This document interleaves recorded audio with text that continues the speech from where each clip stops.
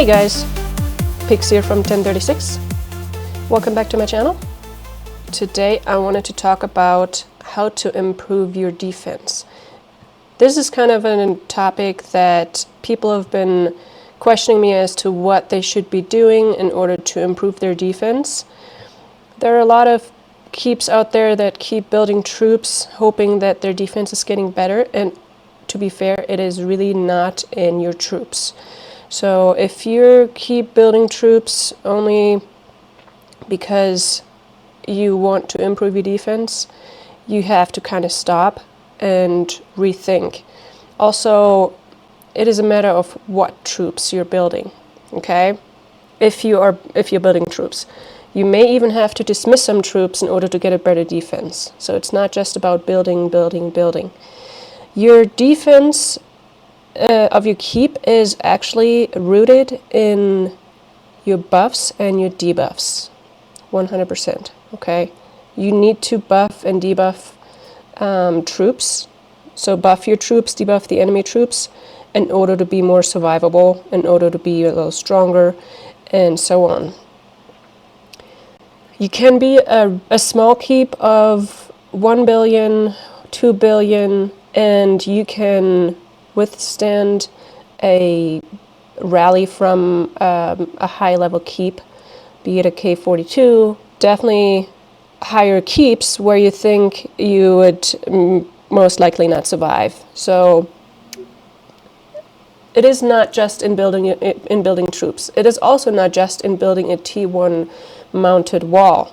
So you probably all have heard about the T1 mounted wall. That's one thing, but your defense also consists of your upper tier troops. I know that there are some like skeleton type trap keeps out there that really just have a T1 mounted wall and then just thin layers going all the way up. But what you actually want, which I don't have of course, but what you want is archer layers, probably up to 1 million, 1.5 million, maybe 2 million. For your upper tier archers, T13 and T12 for sure, but also if you have T14, you can do T14 as well. Maybe 1 million T14, 1.5 million T13, 1.5 million, 2 million T12. And if you also can build ground, do upper tier ground as well. Do T14 ground, T13 ground, and for everything below, just layer it. For your mid layers, you want to have archers and ground layered so that they support your upper tier troops. Here, let's go to the mid layers. You want them to be layered so that they support your upper tier troops, like I said. And that means probably about 100,000 to 250,000. I'm not quite sure what the exact science there is. There most likely is not an exact science, so just be aware. And then for your cavalry and siege, you want to keep them as low as possible. For all of your layers, T14 all the way down, you want a low count for your cav and your siege. Probably like 30 to maybe 100,000, maybe 30,000 to 80,000, something like that. Keep it low. Maybe make it just 50,000. It's an easy number to go for. So you need layers in your keep, just like a PvP march, in order to be effective. So you need these layers, yes. However, they are not going to be effective as a good defense if you have more of them. So keep them low. And that is another thing. A lot of people think siege is such a good troop type, which yes it is, but it is extremely hard to build a good siege defense with the buffs that are available and debuffs that are available. Also, you need a lot of them, okay? So it is a lot of times not feasible for you to have a good siege defense if you are a no coiner or a low coiner. So this is an idea for the trap keeps of 4 billion plus minus. I would probably don't even go to 5 billion, probably stay below 5 billion to be a solid trap keep. As for let's go back in here. As for your T1 count, for your T1 mounted, you probably have seen 1 billion, and yes, of course, that is nice, and it's kind of hard to get through, especially if you buff that well.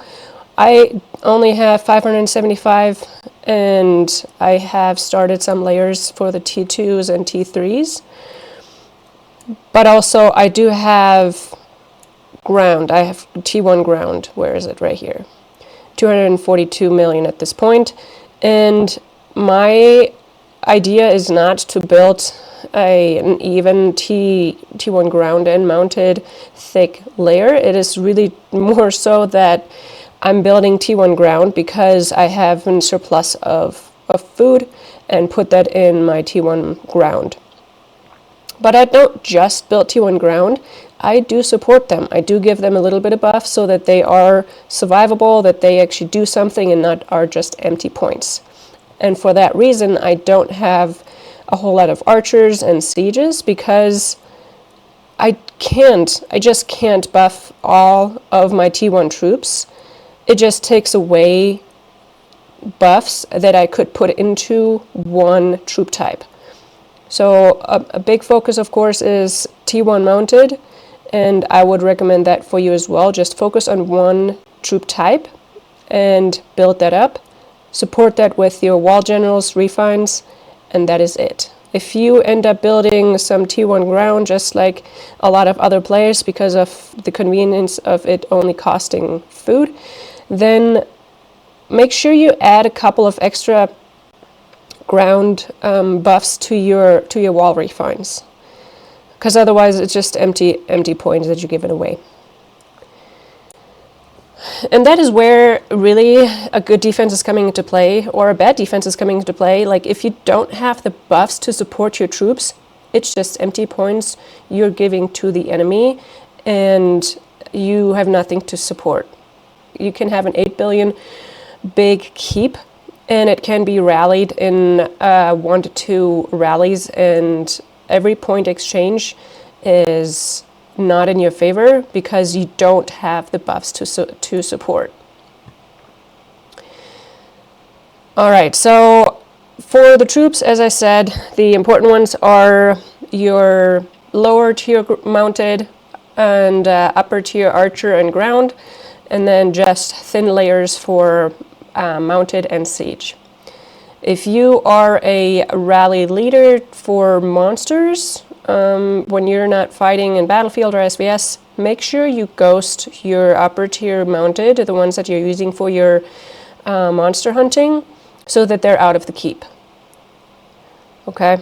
If you have PvP marches of all troop types, archer, ground, siege, and mounted, make sure you actually do ghost or reinforce somebody with siege and mounted, with a siege march and mounted march, so that they're out of your keep and actually support another player.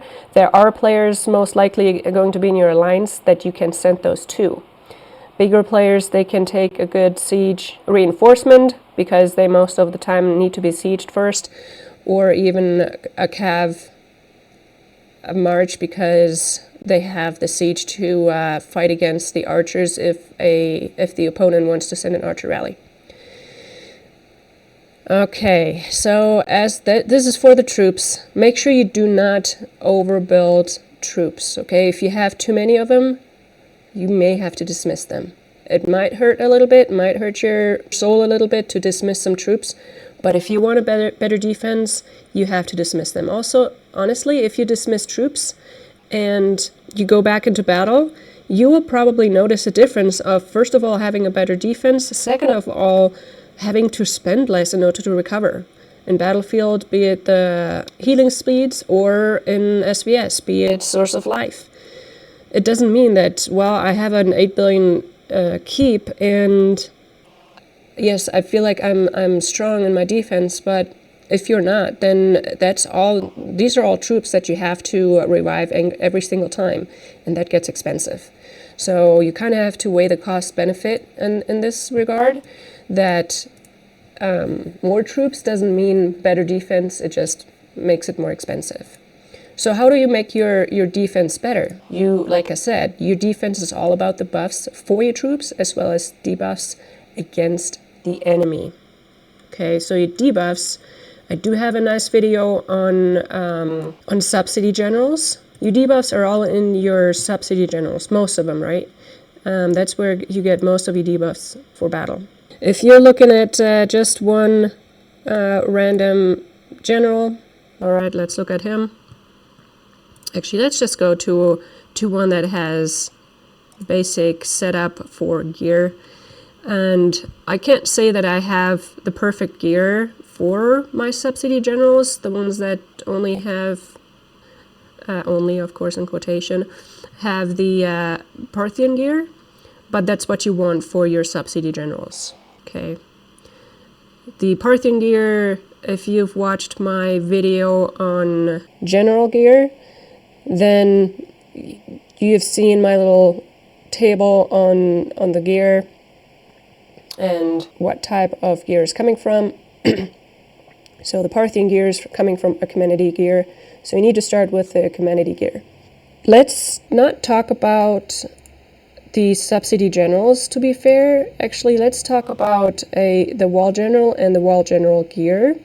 If you're just starting and you don't have civilization gear, or if you're also truly no coiner, you have very minimal civilization gear, let's just say you don't have any, we can go through the gear that you should be getting, okay?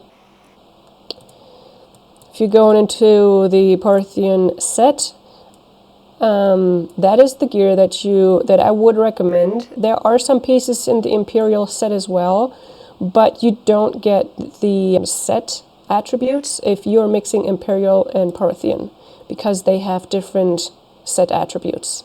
They do not mix. Okay, so you have to go with Parthian or Imperial. I wouldn't mix those, because if you get a full set of Parthian gear, you get the debuff of 18% for the full set, so that's kind of nice. Now looking at the individual pieces, I'm going to talk about them a little more in detail to make it clear what the purpose is of every single piece. So looking at the helmet, you have of course these two pieces, majestic and dominant, and you always, when you craft a piece, you have to keep in mind, you have to just think about, what is this buffing?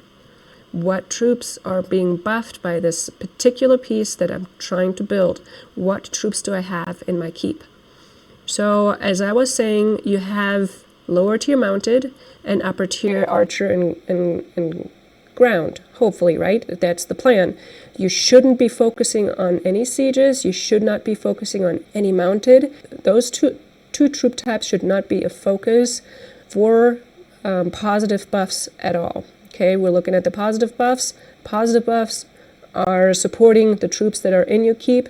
The negative buffs are focusing against the troops that are incoming from the enemy. So since we're looking at the wall general, we want to look mostly at the positive ones, the ones that are actually supporting your troops. All right, so let's look at this. For the helmet, we have two pieces. The first piece here, it supports your ground HP. This is a good trait. And mounted HP. This really is not going to be helpful whatsoever. Why? Because you only have T1 mounted. Everything else, T1, maybe T2, T3, but T4 and up should be really low. So if that is low, it's not going to be necessary to buff them with the 19%. Then the other one is instantly mounted troop attack, same thing. We don't care about mounted positive buffs because they do not affect your lower tier troops, T1, T2, T3. Your lower tier troops need to be buffed with flat refines.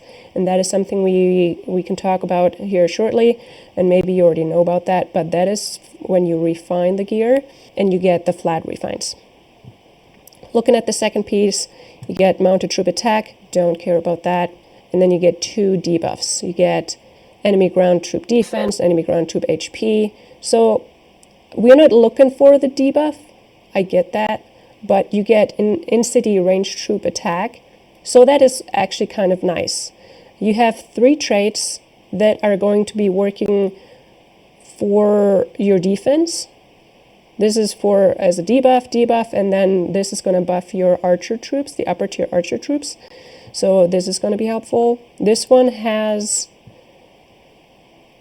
only 2, has the ground HP and the mounted troop attack debuff. So this one has more traits that will be helping your defense. Looking at the chest piece, you have ground troop defense, ground HP, and in-city range troop attack, and then also a debuff, enemy mounted troop defense. So you actually have 4 traits working for you if you have upper tier ground and upper tier archers, of course. But I would recommend building upper tier archers before you build upper tier ground to help your defense.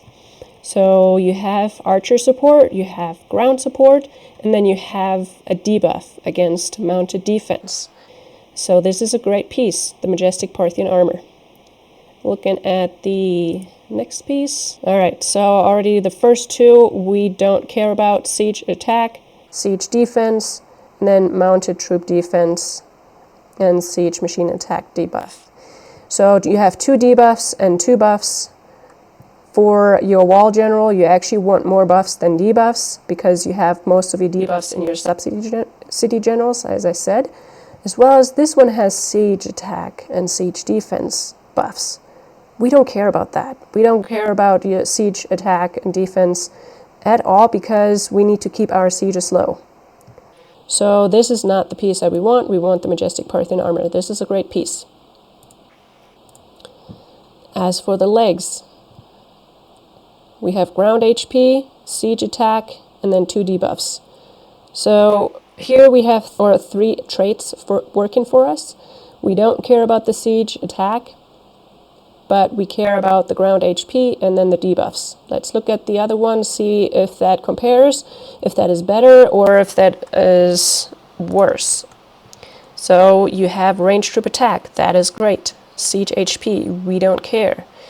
And then enemy mounted troop attack debuff and in-city ranged troop defense. So this is another ranged support, and then a mounted attack debuff. This is actually an important debuff to have. And then you have archer attack, which is great to have. And then archer defense, maybe less so, but it's still helpful. So both pieces have 3 traits that are going to be helpful. So this is even, but then you kind of have to think, what do I have more? What do I need to support more? Do I need to support my ground a little more? Or do I want to support my archers a little more? And in my opinion, I probably would go with the dominant Parthian leg armor, but it all depends on your build. I cannot make the decision for you. There's no equal builds. You have to go with what you have. Okay, but honestly, supporting archer attack in a trap keep is extremely beneficial, extremely helpful if you have these archer bullets sitting in your keep helping with your defense. For the legs, now let's do the boots. Ranged HP, mounted HP, siege attack debuff, and then march speed. So we honestly only have one that is working for us, the ranged HP. Mounted and siege, well, siege attack debuff, sure, but if you're that type of keep that generally does not get attacked with siege, so don't work too hard on debuffing siege. So we really only have one that is going to be helpful in this case, and then you have march speed. Of course, we don't care about that. So looking at the other piece, ground defense, and then in-city ranged attack, and then 2 debuffs. So you have 4 traits that are going to be beneficial for all of your troops, 2 debuffs and then 2 buffs. So the dominant Parthian boots are the piece to go for. Simple answer. Ring. Looking at the first, range troop defense, range troop attack, and then 2 debuffs. This is a fantastic piece. You're buffing your archers even more. You always wonder why you attack a keep that really doesn't have a whole lot of troops in there, and they have these archer bullets, and you just cannot touch these archer bullets. This is probably why they have their archers buffed to the brim.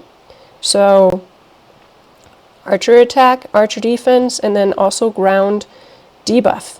And if you are a smaller keep and you're fighting against a K43, K44, they have a decent ground march, they will flatten you. So you want to debuff their ground march. And also, you're debuffing mounted. Looking at the other piece, so you're getting mounted troop defense, siege attack, debuffing enemy ranged troop attack, and then siege machine attack ranged. So yeah, don't care about a lot of those because we don't have siege in our keep, not enough at least.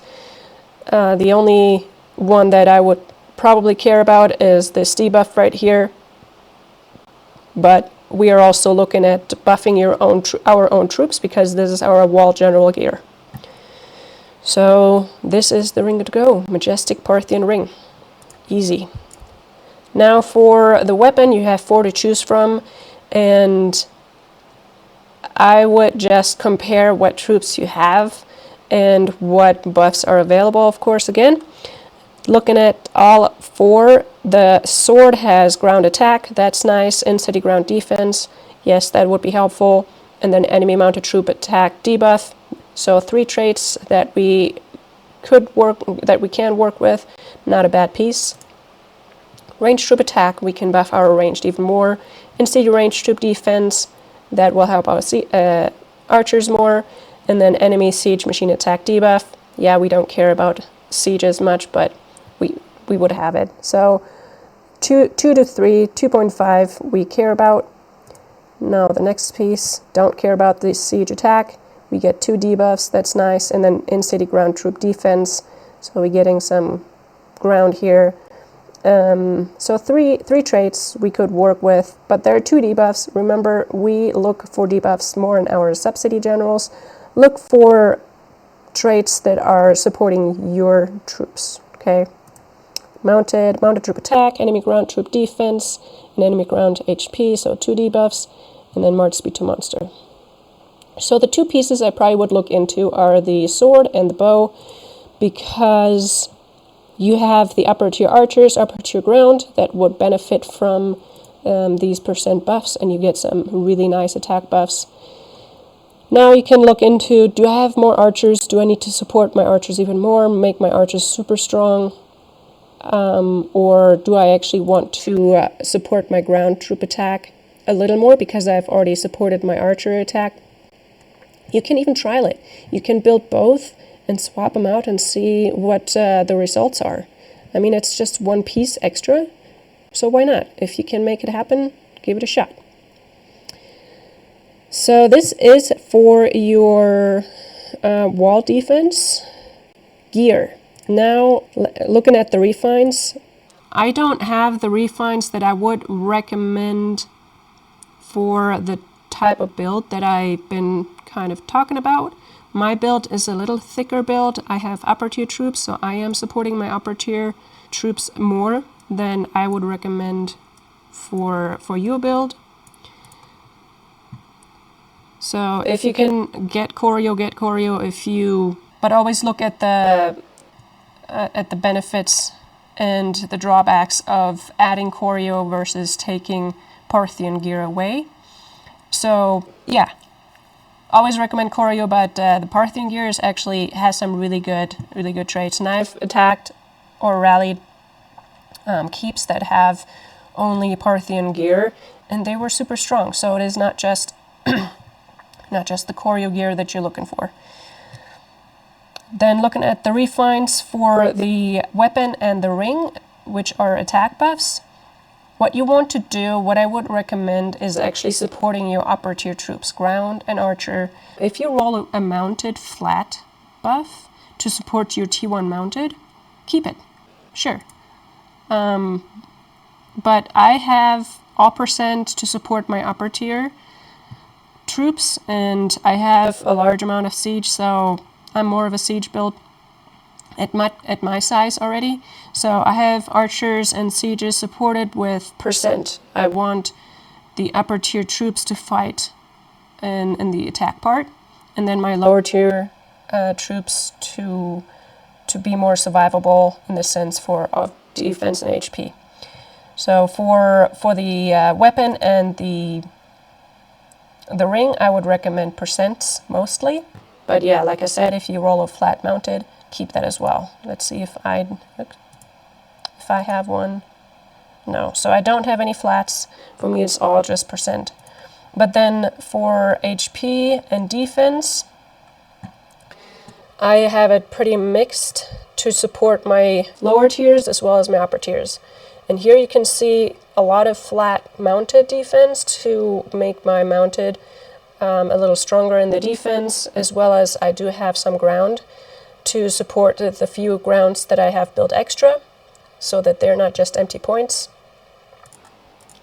But then in my next piece I have some percent buffs, which there's more ground flat, but also I have percent ground defense, which that will help my upper tier grounds.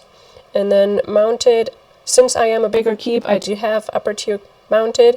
I need to make them stronger too, otherwise they're just going to be empty points. And they have the 30%. Of course, I could not just let that slide. So I took that 30% mounted defense, and then here's more flat. As for the HP, I would recommend going flat mounted. If you do have some ground, get some ground as well. But for your mounted T1 shield, get the flat mounted. If you roll a percent ground, don't hesitate to keep that as well to support your upper tier grounds, but you want to make sure that you do support your lower tier ground, your lower tier mounted. So in this piece I don't have a whole lot of mounted for HP, but here I have a few, and then also siege machine HP to make my sieges a little more survivable. So HP and defense, I would recommend keeping flat for mostly mounted and some ground. For your weapon and ring, for your attack buffs, I would recommend going percent archer and maybe ground, but also flat mounted. So you have some options when you do roll the refines that you can pick from. So it's actually kind of nice. Okay, I don't think I need to talk about any of these. Actually, I am going to talk about some of it. Let's look at a different wall general, because a lot of people have Boudica, and her trait, her main skill is in-city ground troop and mounted HP by 15, and in-city ground troop attack, in-city mounted troop attack by 30%. So you get some ground support, but you also have the mounted support. So I understand the mounted is because you're thinking, I have a T1 mounted shield. But the percent, like I said, is not going to support your T1 mounted by a whole lot. It's really not going to be doing a whole lot for your T1 mounted. Even in your ascension, you have mounted and ground, mounted and ground, mounted and ground. So your upper tier ground are going to be supported by this. This is going to be helpful, I understand. But if you're looking for a wall general to support your keep in your defense, I would actually look for somebody who has more ground in their main skill and ascension, or archer. Because main skill and ascension are always percent, they're never flats. And you have upper tier archer and ground, so make sure you support that. Evony was so kind and took Zachary Taylor away from the tavern, or at least from the relic. And I think you also were able to get some of him in the chest right here. Anyway, so Zachary Taylor is not available for free any longer. And the reason being because he's actually a really good general. So let's look at him more quick. If you were able to make him work before Evony took him away from the free-to-play. So Zachary Taylor, in-city range troop attack by 50%. So he's very, very archer-focused. Defense general, in-city mounted troop and ground troop defense, so it also supports your ground troop. We don't care about the mounted as much. Then in-city range troop defense, in-city ground and mounted HP. So it supports your archer and ground. So this Zachary Taylor is a really good defense general. If you have a ground-focused defense general, you might be even looking into having him as an assistant. His main skill is kind of simple. Is only archers, but it's archer attack 50%. It's kind of a lot, so you could give that a try. But if you have him fully ascended and as your main defense general, he's amazing. He's actually pretty darn good. Let's look at some free-to-play. There's one I wanted to look into with you guys.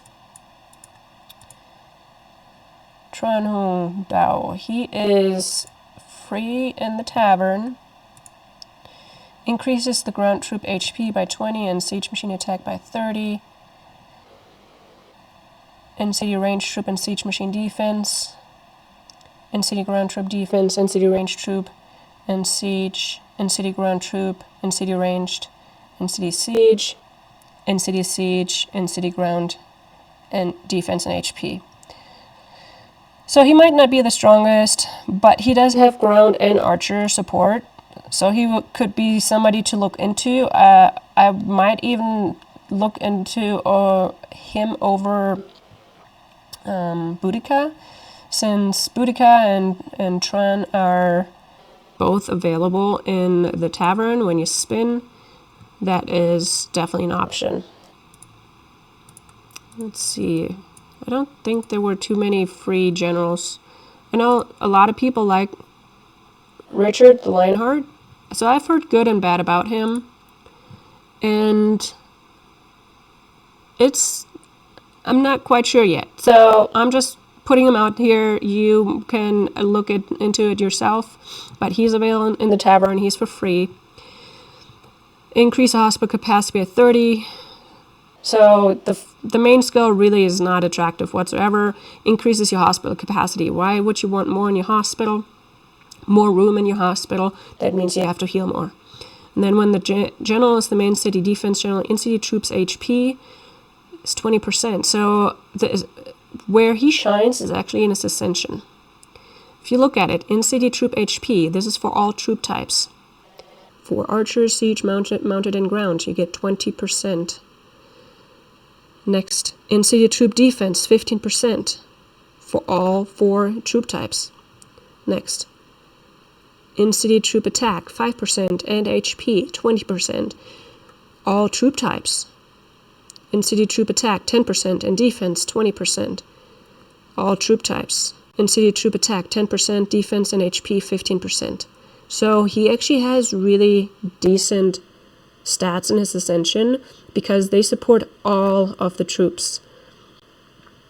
If you want to make him your main general, might not be a bad idea. So yeah, just looking through him with you guys now, he's a pretty decent option. And he's for free in the tavern. Jadwiga, I'm not gonna look at her. I wouldn't recommend her. And then the rest are all premium generals besides Boudica, but I wouldn't recommend Boudica. George Dewey, yes, he's available now in the tavern. Let's look at him.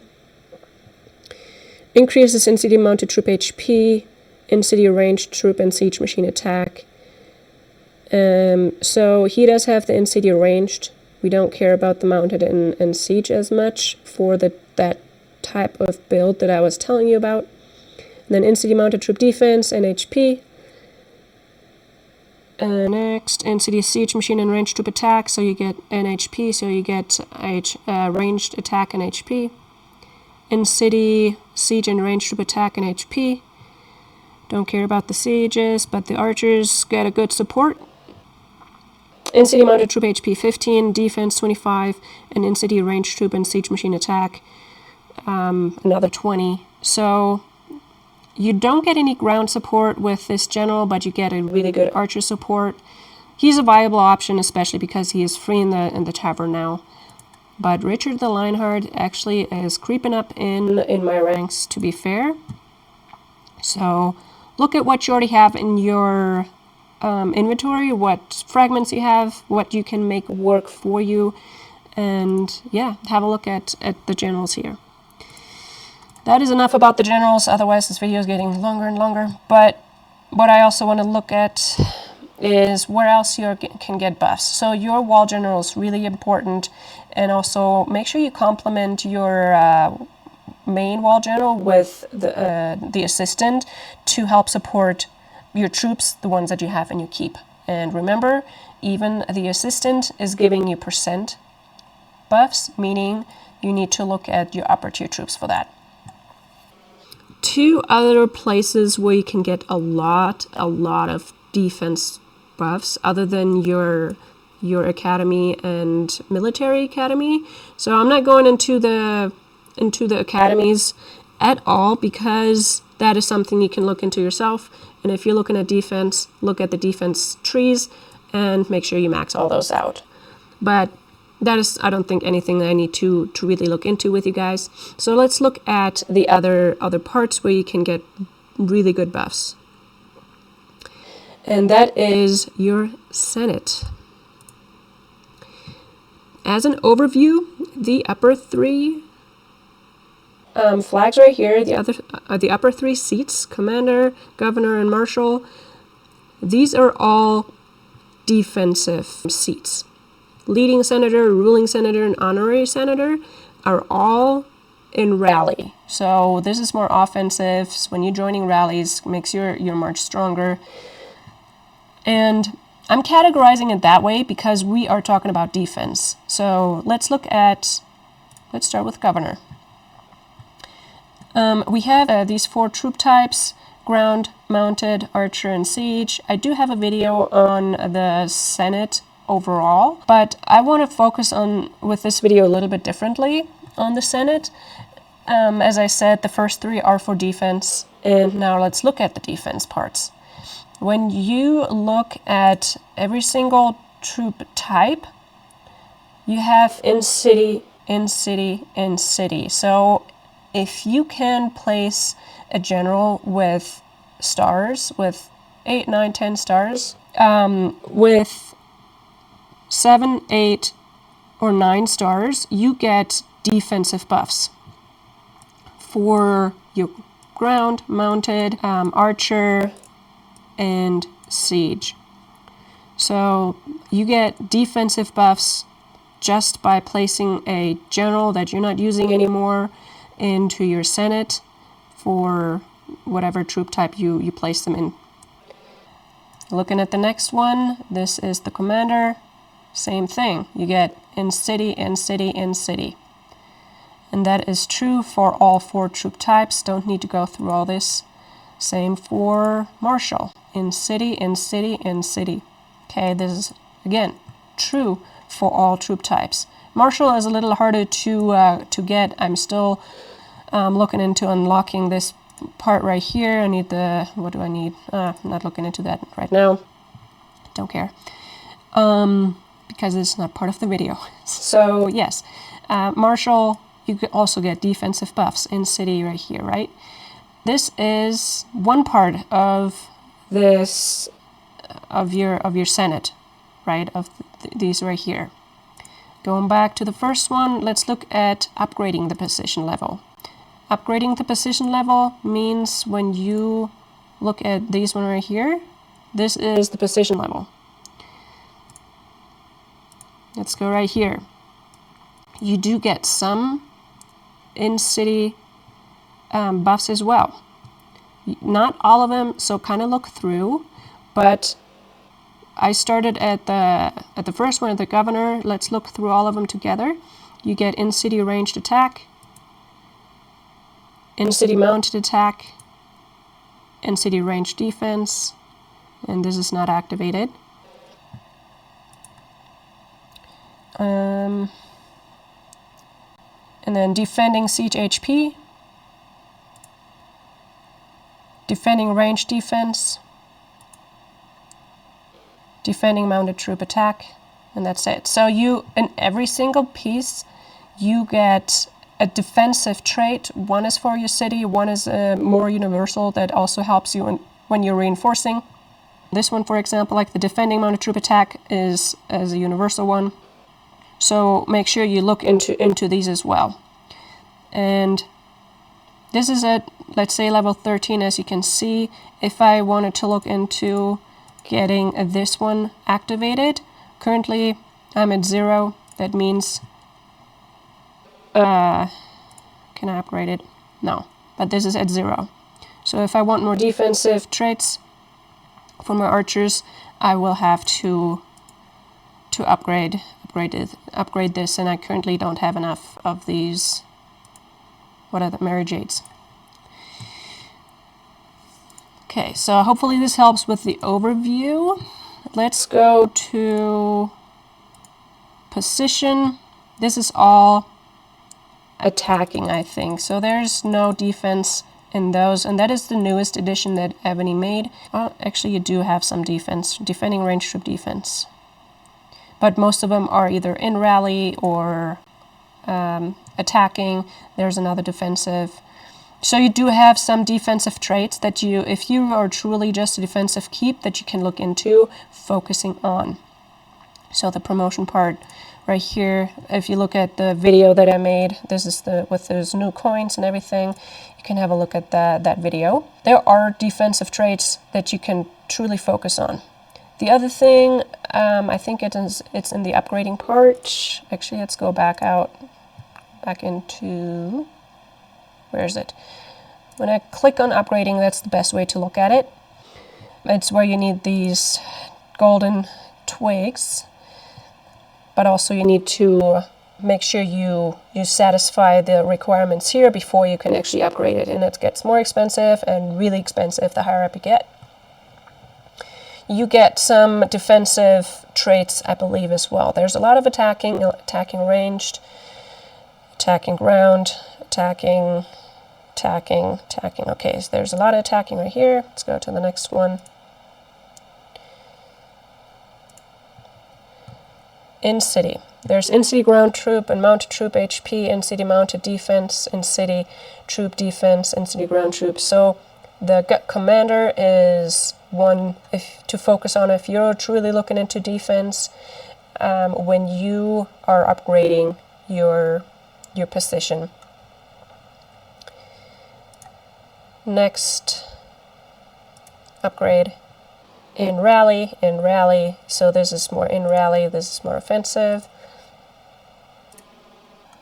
Attacking in rally, defending ground troop defense. So there's a mix. There's some in rally, there's some defending, and attacking troop defense. Yeah, so there's looks like one defensive trait right here.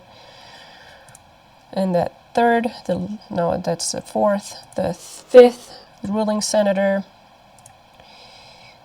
in rally, and then defending siege defense. So there's one trait again, attacking, and debuff. All right, so far one true defensive trait, and then enemy ground HP. This is a universal. This is an offense and defense. And then attacking troop, attack in battlefield. So now in this case, I'm not quite sure if enemy ground troop HP 5% is universal at all times, or if that is only true for battlefield. I feel like attacking troop attack in battlefield this is one trait, and then this is another. And then in-city siege defense, enemy ground, attacking, enemy ranged debuff. Alright, so there's some defensive traits right here in the first one and the second one, but to be fair, I probably would put my focus on the commander. It does have the in-city traits. That's where you get a lot of buffs, buffs for your troops, and these are actually really good buffs. They're ground and mounted. That will help your in-city troops. Okay, I think this is all in the Senate. A lot of defense buffs to be had right there. If you need to switch around some of your generals to make you a little more defensive rather than offensive, go for it. Also, if you have a general and you have some extra pieces in order to ascend the general, but you have no intention of using the general in PvP, that is okay. Use that general to use that general in your Senate. I think Ludwig is one that. Here, let's go to him. Where are you? Oh, right here. So Ludwig is somebody that I truly just ascended for the Senate. I didn't work on him whatsoever. The only thing I did is I trained him on my sub-city and then gave him stars. I didn't even need to fully train him to level 45. The only level I would have to train him to is level 25, I think, so that I can ascend him. Because the only thing that matters are the stars, nothing else. No books, no cultivation, no specialties, really just the stars. And if you want to use the Blood of Ares on a different general, because you're about to retire one of your PvP generals, you can... Oh, I can't do it now because he's in use, but you can disassemble him. You can get some Blood of Ares back, you can cut him back into pieces, and use the Blood of Ares in order to ascend somebody else. And then the PvP general that you were using as a PvP general, replace Ludwig's spot with that general, and yeah, use the Blood of Ares to ascend that new general that you meant to ascend.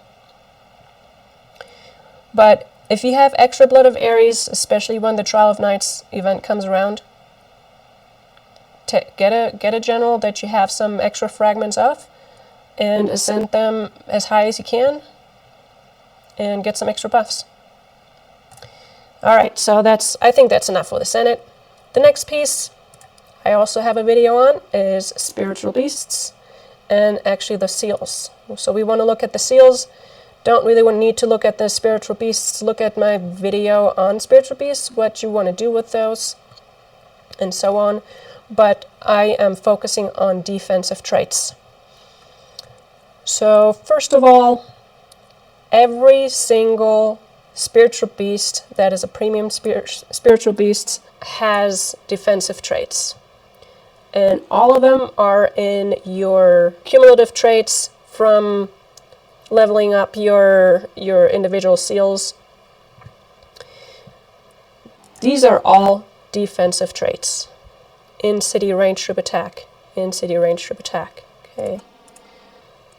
In-city siege defense, in-city mounted HP. So there are some traits that you really care about, others you don't. I care about all of them, of course.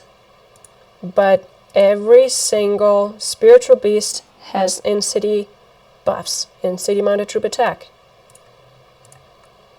in-city ranged HP, in-city siege defense, and so on. So you can look through it, you get the point. So that's why it's important to level up your seals to the point where you care about what trait is coming out, what trait you're getting.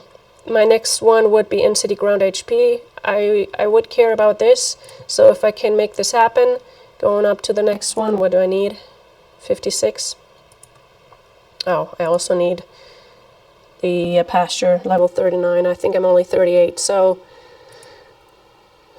This is a trait I would truly care about. Also, in your case, a trait that you care about. If you, of course, are not at level 3, but at level 2, totally fine.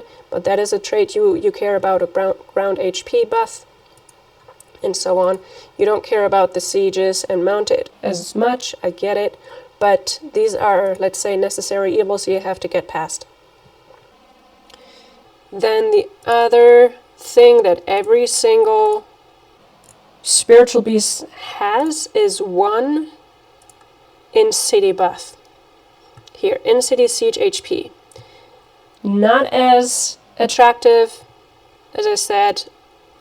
You shouldn't have a whole lot of siege in your keep.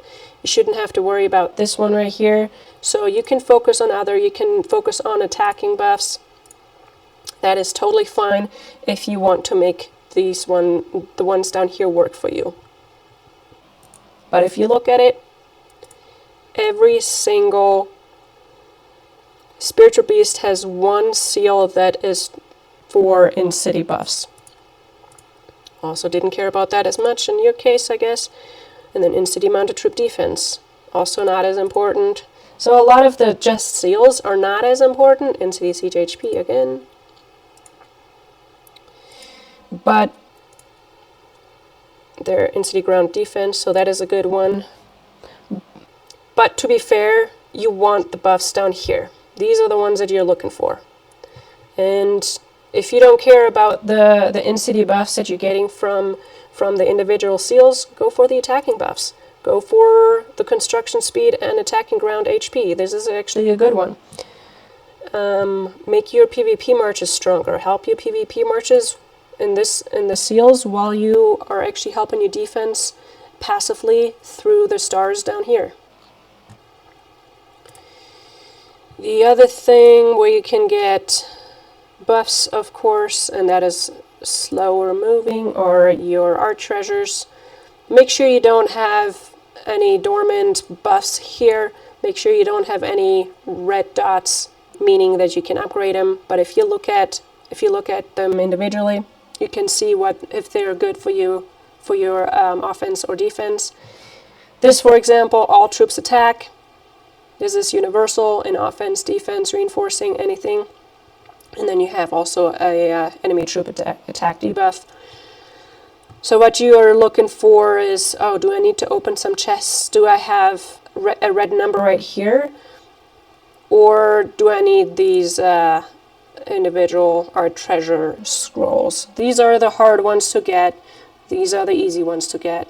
So if this is white, but you have a red one right here in any of these 4, make sure you open all of the chests. The chests that I'm talking about, and these are the numbered chests right here. 1, 2, 3, 4, 5, and then there are some random ones too. I open these every week. I have plenty of them for my art treasures. I actually don't need to open them, but I honestly open them actually every 2 weeks after the event, the main event ends, so that it just cleans up my inventory. So I would highly recommend always opening these as well, so that you never run the risk of not being able to upgrade a piece, an art treasure piece right here, because you're missing out on these 4 pieces right here. This one is the hard one to get. That's the one that you get a lot of Mondays and Tuesdays for the art treasure scroll event. So make sure you participate in monster hunting on Mondays and Tuesdays.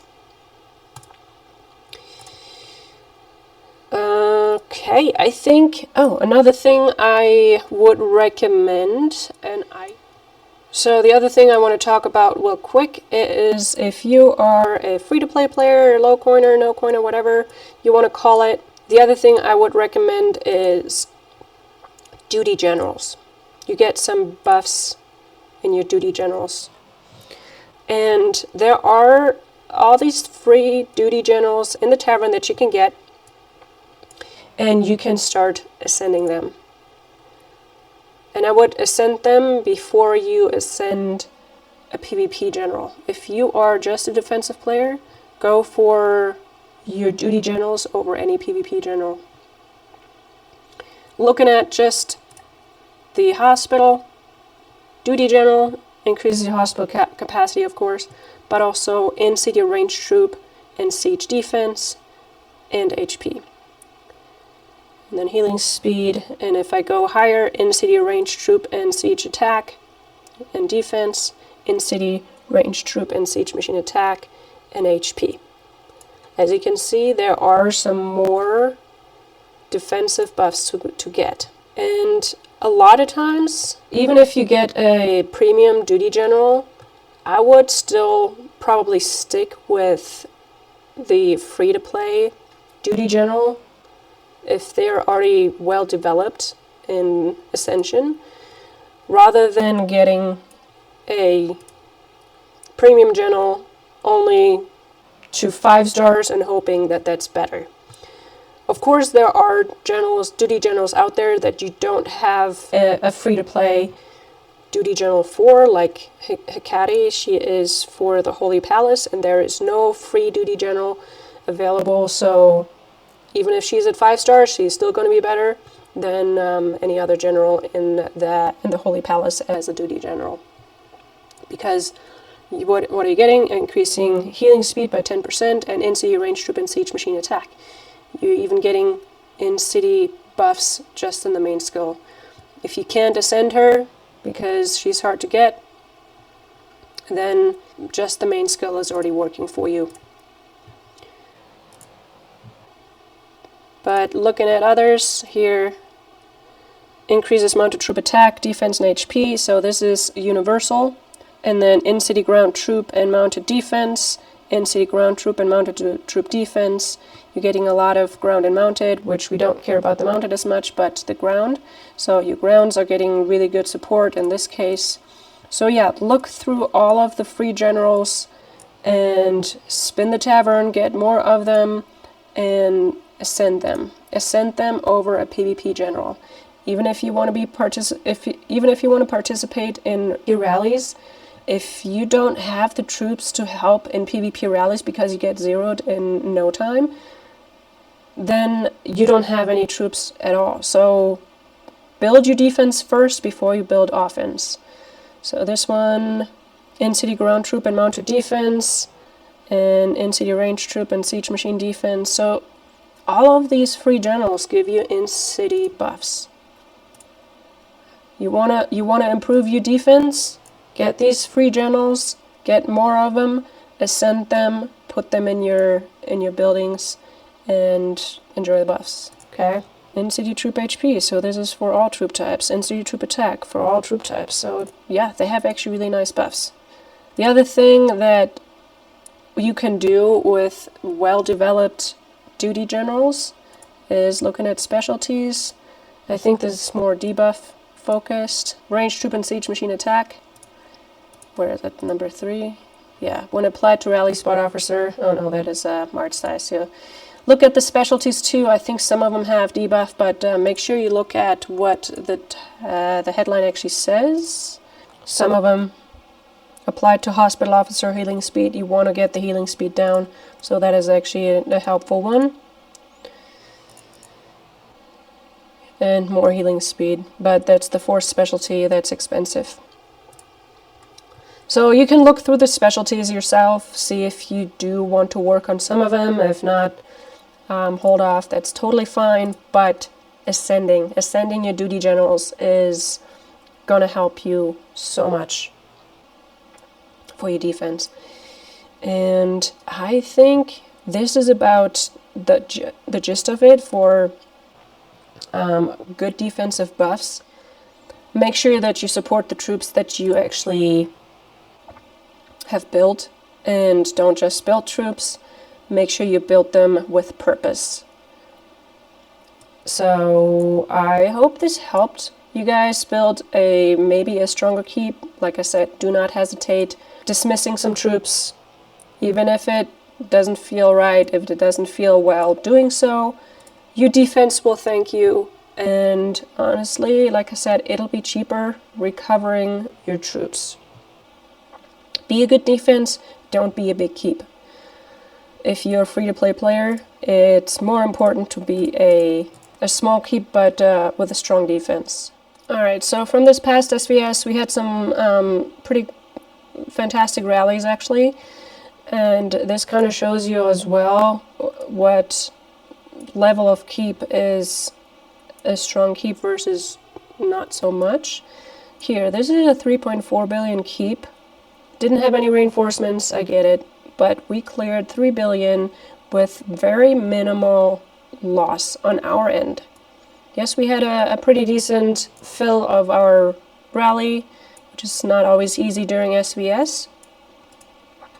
But if you look at the buffs, not very strong buffs, but also not very strong debuffs. Okay, you need to look at buffs and debuffs. And I don't have a scout report on this, I believe. No, I don't. But here, let's compare. Let's look at a different player that we also were able to zero. Alright, so we have a scout report on this one right here, and this was a little bit stronger than the first keep that we zeroed. First of all, I had reinforcements, second of all, also the buffs were stronger. So this guy, as a defense, has Boudica and Steven. Boudica, all flat refines in attack, defense and HP. So the refines are pretty trap specific, and then otherwise fully developed, so that's pretty decent. If you're looking at the buffs that you're supporting in your own keep, mounted defense, siege attack, and siege attack range, so it's not the ring that I would recommend. You can kind of compare the gear that I was recommending, but that's not what we're doing right now. Let's see what Steven has. Steven is a siege general, so it's kind of curious to me with, you know, players that are not very big, that they want to support their siege. That's why I'm really putting an emphasis on don't build too much siege. It's really not a defense for your keep type. So a siege general to have a stronger siege defense, and they have sieges in there, but it's not a whole lot. 1 million each, 1 million each. That is not a good defense. And then T4 T4 mounted. So the build is actually pretty darn weak. So looking at the clearing, how big are you? You 2.6 billion. 2.6 billion should never focus on a siege. And yes, we lost a little more, sure, but they also had 17 million reinforcements. If they didn't have reinforcements, it would look very, very differently in the point exchange. So for her, she has some choreo gear, and then so 2 pieces for choreo, and then has in-city ground and mounted defense, has some buffs right there, and the rest is Parthian. So losing the debuff right here, but choreo is really good as a defensive set, of course, so that is okay. And then the refines, refines, mounted flats, mounted and ground flats, mounted flats, mounted and ground, mounted. So just looking at the debuffs, at the buffs, the flat buffs right here, I would assume that she has some lower tier grounds, and she has 160 million and 600 million T1 mounted, and then some layers as well. T2 mounted, T2 ground, so kind of lower layers, not a bad idea. And then archer bullets. So this is a nice setup for archer bullets. Has some T12s, T13s, and then some T14s as well, and keeps it very thin on the cavalry and siege, even lower than what I was saying. and that is okay. Has some T11 sieges, but honestly, it's just 1.5 million. That is going to be nothing. It's not going to help her in her defense, so just don't build any sieges. As for the assistant, that's a ground assistant. He's a good one to have. He does have the Covenant, and city ground troop, mounted troop attack, and HP, and city ground troop attack and defense. So she has some ground support right here, but I didn't see a whole lot of ground as for her troops. So it's not really going to support her grounds that she doesn't really have. And then only three reinforcers. As for the buffs, still pretty low. And then don't have a report on her. I guess she bubbled before we were able to land on her. Alright, but overall the build is definitely a lot better. 5.2 billion, as you can see, a little bit stronger. But the build is definitely more something that I was looking for the archer bullets. If you can make it happen, build the ground, and then support those two troop types. Alright, so I guess I don't really have a whole comparison for everything, and then here T11. So yeah, nice build. Like the archer bullets are in the layers that are the strongest, like the T12, and then T13 and T11's kind of surrounding the T12s right here. All right, so I hope this helped you a little bit with understanding the build of a keep, where to get the buffs, and maybe you're missing out on so many buffs. Maybe that's where your troop is lacking its efficacy. So yeah, look into this. Maybe do it on a Wednesday, or maybe work on it now. I know now is a pan day, so I need to get back out there, rally some pans missing out while doing this video. Give it a like and share with your alliance. Build your keep to efficiency. Honestly, defense always over offense. Build your keep to defense before you do any offense. If you're building offense only, be a ghost keep. Don't even look into your offense until you have a decent defense. Okay, we have one K43 in our alliance who is a pure ghost keep. He is only focusing on his offense, and he's awesome. He's amazing. His offense game is great. He ghosts his troops. He reinforces others to hide his troops. Yes, that gameplay is a little bit harder to join rallies, but he has a really strong offensive game.